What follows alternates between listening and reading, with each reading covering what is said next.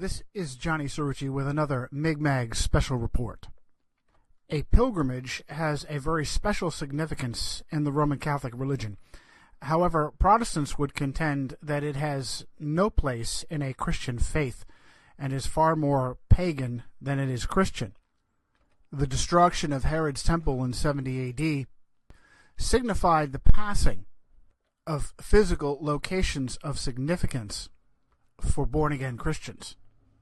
Christians' own bodies now become living temples, and Christians believe that they do not need to travel to a place of significance in order to commune with God. The sacrifice of Jesus Christ makes it possible to do so at any place or time. But this practice de-emphasizes the role of self, and the belief that one can earn their own salvation has long been held by the Roman Catholic faith. Consequently, Jerusalem has long been coveted by the Vatican.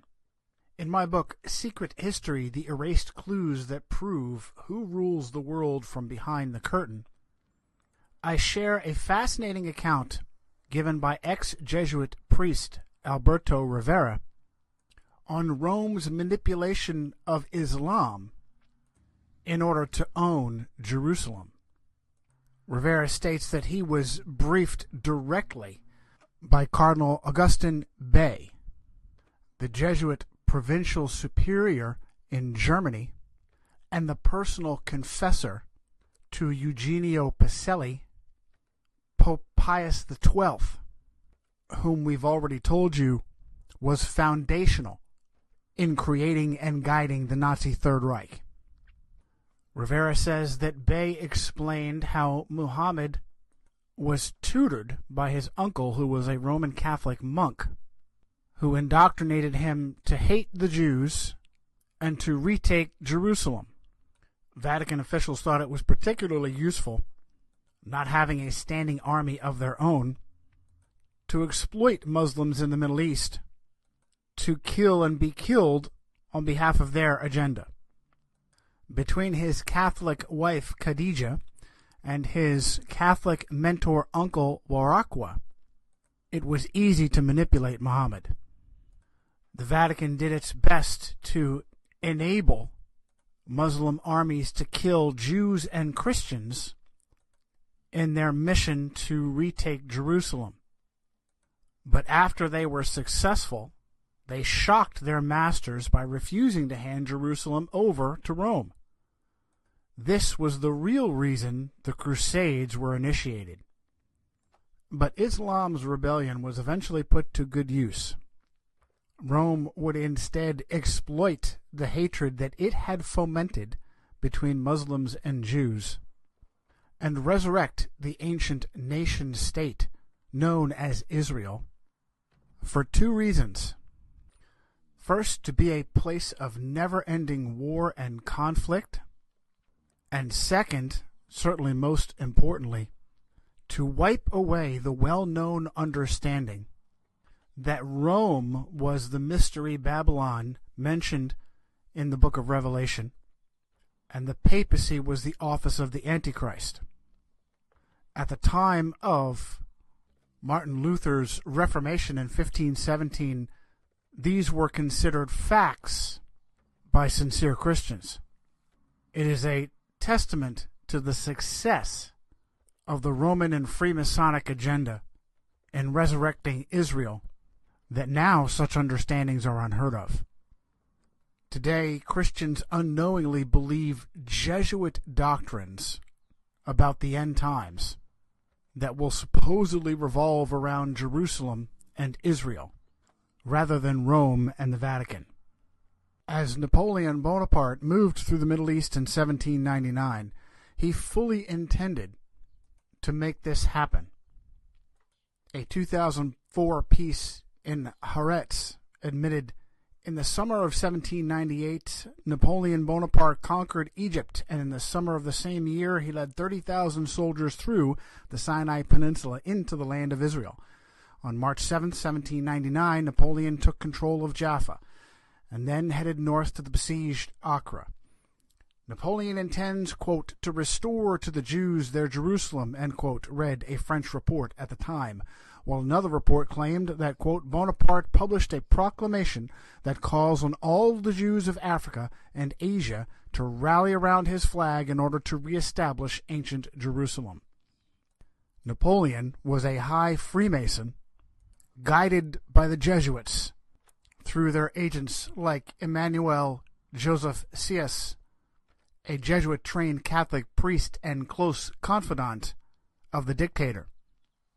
Although it did not occur in 1799, it remained a high priority for the Vatican and her Freemasonic foot soldiers, as was evidenced by a letter written 80 years later from Confederate Army General Albert Pike, a high Freemason and the founder of the Ku Klux Klan, the purpose of which was to exploit racial hatred to keep populations divided and easy to control.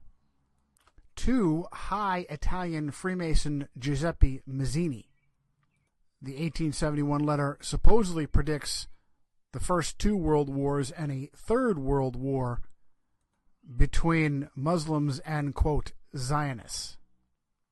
Although Napoleon Bonaparte was unsuccessful in resurrecting the nation of Israel, he was able to help create the banking family that would eventually see it through.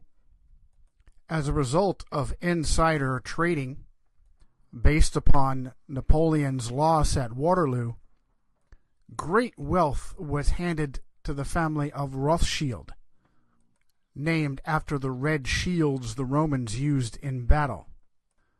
Does that sound like a stretch?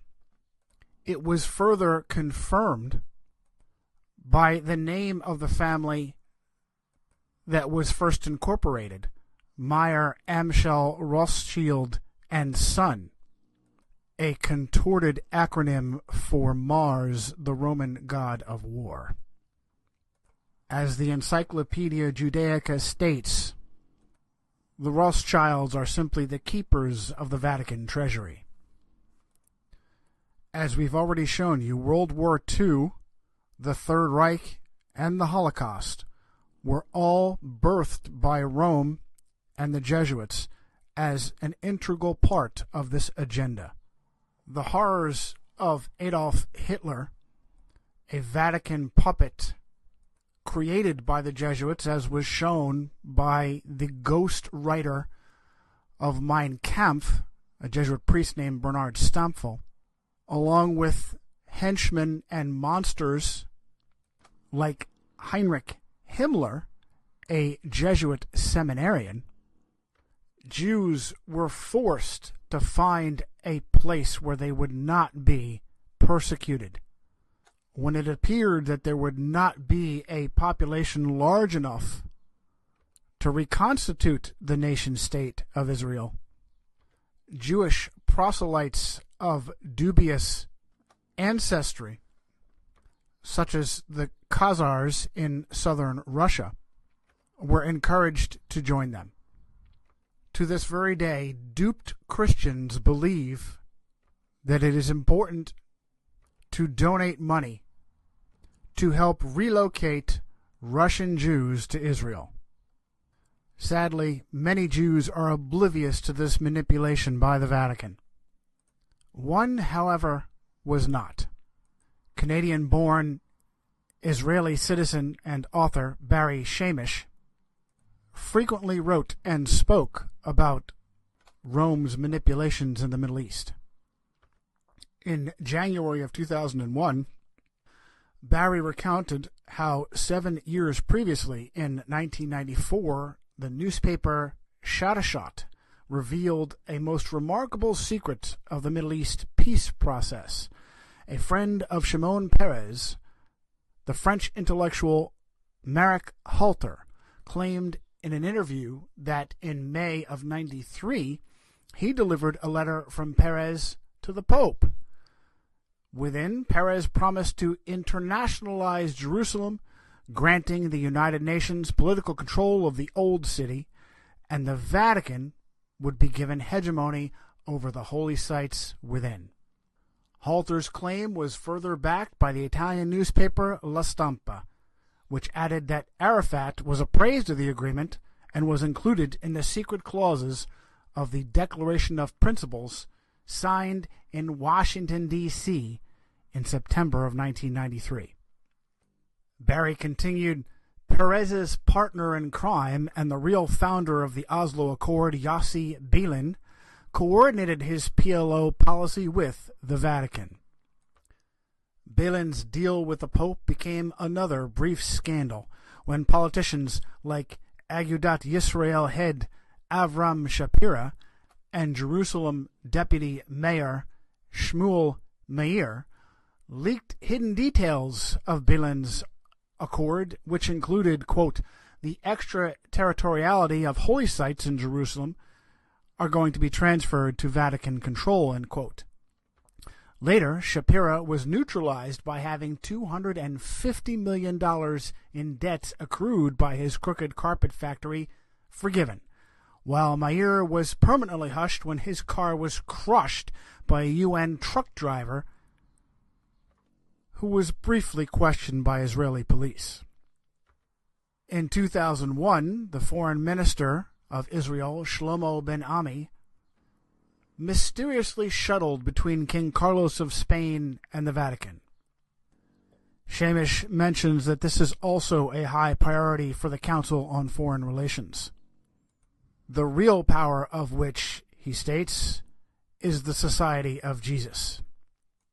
Shamish, again a Jewish Israeli citizen, acknowledged that the Jesuits were a reaction to the Protestant Reformation, and their agenda was, quote, to return the planet to the good old days when one pope held monopoly on all world religions. Utilizing any evil means available, their plan is to eliminate all competition, be they Jew, Muslim, or Christian, who don't recognize the Vatican as their capital, end quote. Barry then added, it is their war on the Jews which will most interest my readers. It was the Jesuit control of Great Britain which was the real force behind Zionism and the reestablishment of a Jewish homeland in Israel. Just as Britain created Saudi Arabia, Jordan, Iraq, and Lebanon, Shamish reinforced the understanding that the Holocaust was designed by the Jesuits to herd Jews towards Jerusalem. Barry cites Walter Schellenberg, chief of the Nazi Sicherheitsdienst, revealed how the SS was organized by Himmler according to the principles of the Jesuit order. The rules of service and spiritual exercises prescribed by Ignatius de Loyola constituted a model which Hitler strove carefully to copy. Zionist Israel is the creation of the Jesuit order. Its purpose is to secure Jerusalem for the Jesuits and their, quote, infallible pope, that he may receive worldwide worship from Solomon's rebuilt temple. Masonic Zionists betrayed their own Jewish race into the hands of Pope Pius XII and the concentration camps overseen by the Jesuit order. Shamish goes on, we are living under the preeminence of a Gentile Jesuit conspiracy. It employs notorious Masonic Jews and Gentiles as their agents. As deception, they use the subterfuge of an international Jewish conspiracy which oppresses the nations.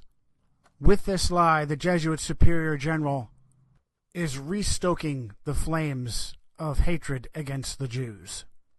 It will culminate in the destruction of Jewish-owned Israel to finally be handed over to the Vatican. This is the ultimate and terrible design of this plan. Is there any truth to it? Don't ask Barry Shamish. He died in 2016 at only 64 years old. I am Johnny Cerrucci, and this has been a Mi'kmaq Special Report.